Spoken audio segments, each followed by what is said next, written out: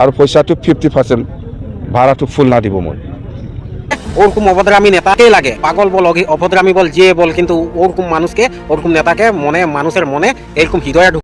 Helicopter এক সপ্তাহ আগত আহিছে, মই বিচাৰা নাছিল, সিহঁতে এডভান্স আহি পেলাই আছে। বাকী ল'ব নেকি এবাৰ? বাকী নহয়, মই কৈছে এইবাৰ মেলা মানুহ। ওরকম অভদ্রামী নেতাকেই লাগে, পাগল বল অভদ্রামী বল যে বল, কিন্তু ওরকম মানুষকে ওরকম নেতাকে মানুষের মনে এরকম হৃদয়ে ঢুক।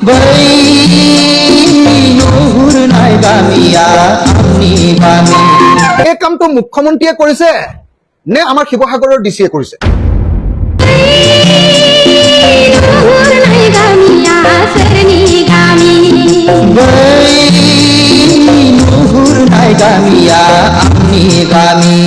जाथाया अननाय जादों बेखौ जों बुंनो हायो। दा दसिया सोरबा बे पलिटिकेल पार्टिया जे बेखौ थांनानै जे बेखौ मार्डार खालामदों मादों बिदिनो खुनु बाथ्रा गैया। आरो बिपिएफनि सरकार समाव बेबादि गाज्रि जाथाय जाफेराखै। लेट जादों, किसु खामानिखौ एंगारनो हायैनि थाखाय जों दिनैसो फैनो हादों। जाथायाथ' जालांबाय आरो जिउबो गोमालांबाय।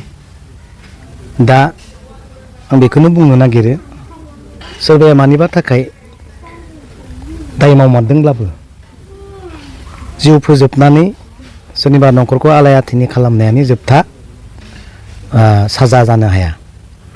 दिनै मोनसे न'खरा आसखान्दा जादों। दा बिनिखायनो आं बुंनो नागिरो, दंफाङा दानोब्लाबो गायब्लानो बियो रोदोमफिनो, रोदोमफिनो। नाथाय मानसिनि जिउखौ जेब्ला दानगोन ना आरो बेखौ नागिरना मोनफिननाय नङा। साजाया अनेक दं, अनेक साजा दं। मानिबा थाखाय जुदि गोरोन्थि मावदोंब्ला बिनि अनेक साजा दं। नाथाय दिनै जि साजाखौ होदों जों बेखौ आरो नागिरना मोनफिननाय नङा। दा बिनिखायनो आङो बेखौनो बुंगोन, जायफोर हाथियार लाग्राफोर, सरकारनि मोनसे थान्दै हिसाबै बिथांमोना डिउटि गोग्लैदों। हाथियार मोन्दों होननानै, पावार मोन्दों होननानै, बिमान मोन्दों होननानै जानला मानला गावलाबायनायजों दिनै जानाय नङा। बेखौ दिनै जोङो रायजोनि जानानै जों बुंथारनांगोन, नङा होमबा? दिनै पावार मोन्दों होननानै जुदि सोब समावबो गोरोन्थि मावनायफोरखौ सिलायनि गुलिजों जुदि फोजोब नागिरबा बे समाधान जानो हानाय नङा। बेनिखायनो आङो डिपार्टमेन्टनि मानसिफोरखौ, बिथांमोनखौ खावलायगोन, मोनसे काउन्सिलिं नांगौ। मोनसे काउन्सिलिंनि गेजेरजों बबे एरियासिम जों थांनो मोना, बबे रेड जन, बबेसिम थांनानै फैफिननो हागोन, बेफोरनि मोनसे मोजां काउन्सिलिं नांगौ होननानै आं सानदों, नङा होमबा? दा दिनै बेबायदि घटनाया जोंनि गेजेराव खनसे नङा खननै नङा गले गले जानायखौ जों नुनो मोन्दों। जुदि बिब्दि गले गले जाबाय थायोब्ला रायजोनि गोसोआ बायगोन। रायजोनि गोसोआ जेब्ला बायगोन अब्ला नोंसोरबो दिनै मोजाङै थानो मोननाय नङा। जेब्ला जिउनि बदलि जिउ होननाय मानसिया जेब्ला सानखांनाय फैगोन अब्ला जानाङि जाथायफोरा, घटनाफोराबो जोंनि गेजेराव जानो हागौ। बेनिखायनो आं डिपार्टमेन्टनिसिम रिकुवेस्ट, सेकेन्ड टाइम आरो जेन बेबायदि घटनाया जेन जाया।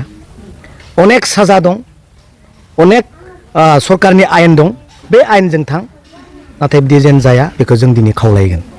आरो आं रायजोखौबो खावलायनो सानगोन, जोंहा गामिनि मानसिफोर दङ, मुरब्बिफोर दङ, आदैमोन, आदामोन, आयंमोन, जेराव थांनो नाङा होननानै जेब्ला मिथिगोन बेयाव दा थां, नङा होमबा? जेखौ बारनाङा होननानै सरकारनिफ्राय गोरा आयेन दं, अननानै बेयाव जोंनि मानसियाबो थांनो नाङा, नङा होमबा? नंगौ, जोंहा हाजोआ फाहाराव दंफां दाननाय लायनाय जानाय गोदोनिफ्राय दंबोयो। बेखौ गारनो हायै मोनसे मालाबा जोंहा सिन्था सरसा जायो। नाथाय बिनि गेजेरजोंनो जों माब्लाबा एसे आगानसे बारिनायाव जोंनि जिउआनो जुदि खहा जायोब्ला जों बिनिफ्राय मोनसे स्टेप बेक जों उनफिननानै जोङो साननो हानायबो जोंहा नांगोन। नाथाय बारनायावनो जे नों सिलायनि गुलिजों गावनि सोरखौबा जिउनि सोरनिबा संसारखौ धंख' खालामनाय, बेथ' जानो हाया, बे जानो हाया।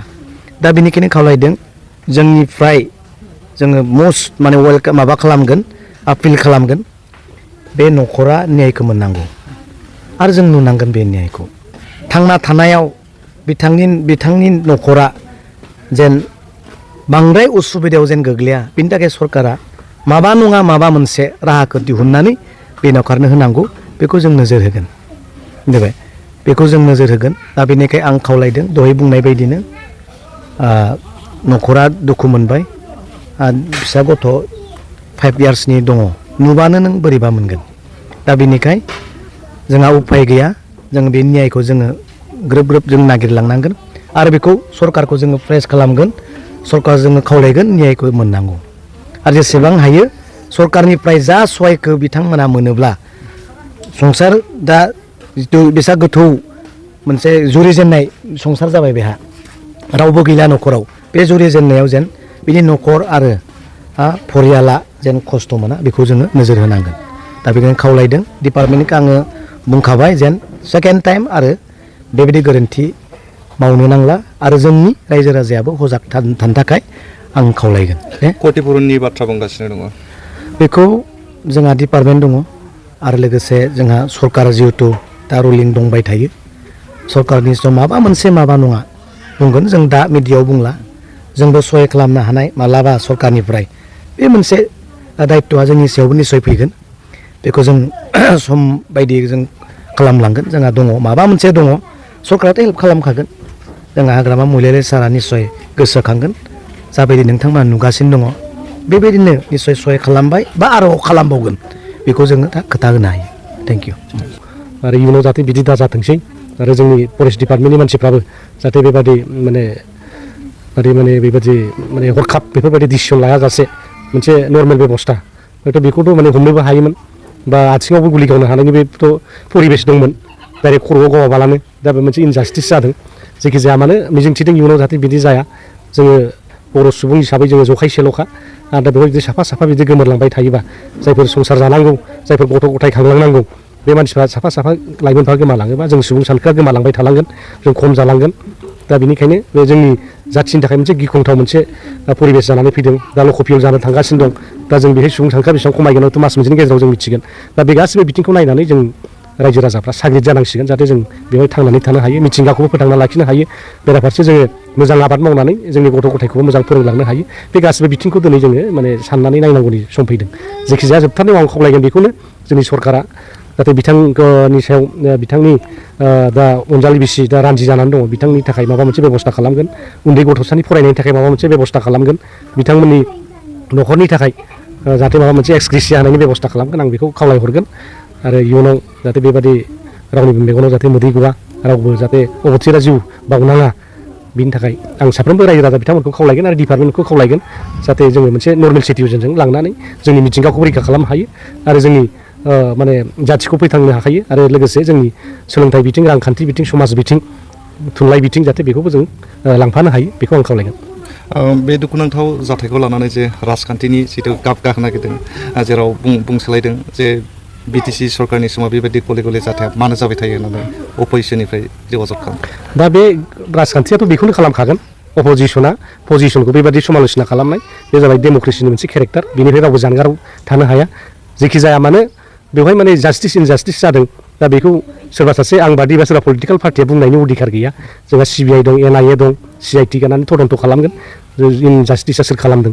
दा बेखौ तदन्त संस्थाफ्रा गावसोर खालामगोन बेवहाय सोरबा राजखान्थि गाबोनायनि खुनु बाथ्रा गैया जायखिजाया जाथाया अननाय जादों बेखौ जों बुंनो हायो दा दसिया सोरबा बे पलिटिकेल पार्टिया जे बेखौ थांनानै जे बेखौ मार्डार खालामदों मादों बिदिनि खुनु बाथ्रा गैया आरो BPFनि सरकार समाव बेबादि गाज्रि जाथाय जाफेराखै दा फार्स्ट टाइम जादों बा मिस्टेकलि जाबाय दा बिनि थाखाय बेखौ जोंहा सरकारि भाबै आयेन भाबै जुडिसियेल जोंहा सिस्टेम दं बिथांमोना बिसार खालामगोन दा बे हिसाबै आं खावलायगोन जाहाथे बेखौ राजखान्थियारि गाब फुननो नाङा दा जों सिन्था खालामलायनांगौ जोंनि सासे बिनानावा रानजि जादों दा जोंनि सासे उन्दै गथ'सा दिनै मावरिया जाबाय बिथांमोननि जिउआ जाहाथे इयुनाव गोजों जालाङो बिनि थाखाय जों जास्टिस नागिरनो जों गासिबो राजनितिक दलफ्रा जेसेबां जातीय संगठनफोर दं थुनलाइयारि आफाद हारिमु आफाद आबोब जेसेबांखि दं जों ज' जानानै बिथांमोननो जास्टिस होनो थाखाय जों दा नाजालायनांगौ মূৰটো চাওক গোটেই ছালবিলাক এৰি গুচি গ'ল মূৰৰ পৰা চকুকেইটা চাওক আপুনি মোৰ চকুকেইটা লাল হৈ গৈছে এই টিকাকেইটা চাওক গোটেই খজুৱতি হৈ গৈছে মই ধেমালিৰ কাৰণে প্ৰতিবাদ কৰা নাছিলোঁ মই মোৰ শিৱসাগৰৰ মানুহবিলাকক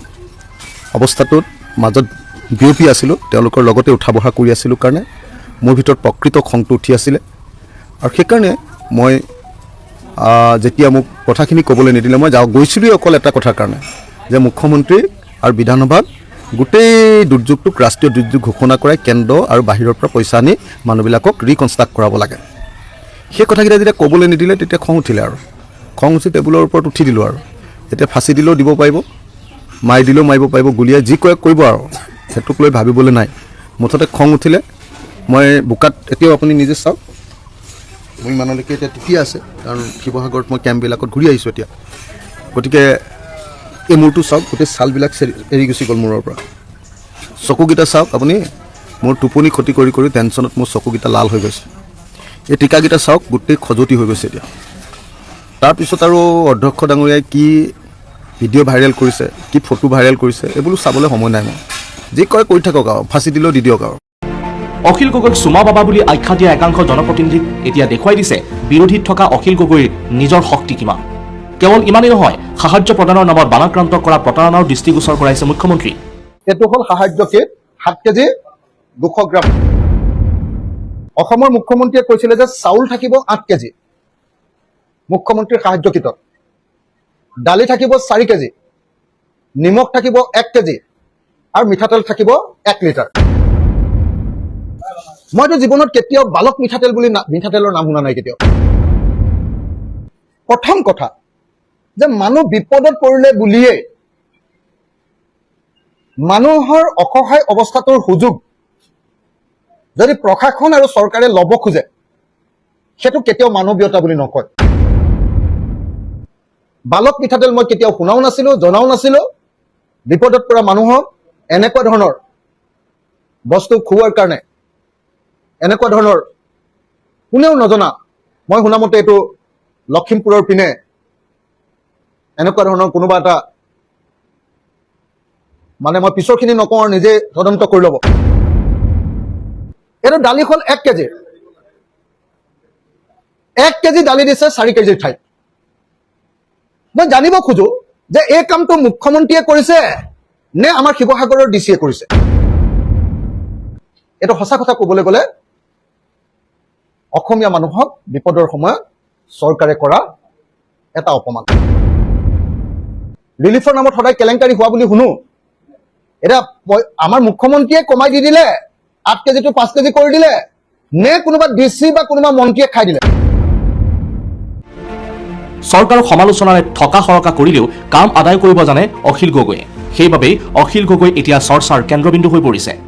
আনহাতে বিজেপিৰ বিধায়কসকলেও বোকাত নামি বানাক্ৰান্তক সহায় কৰিছে, খেতিৰ বাবে কঠীয়া সিঁচিছে, কিন্তু চৰ্চাত একেবাৰেই নাই। আনপিনে বানাক্ৰান্ত সহায়ৰ ক্ষেত্ৰত সম্পূৰ্ণ বিফল কংগ্ৰেছ বিধায়কসকল। অখিল গগৈক লৈ এগৰাকী আদিবাসী যুৱকৰ এই কথাখিনি পুনৰ শুনক।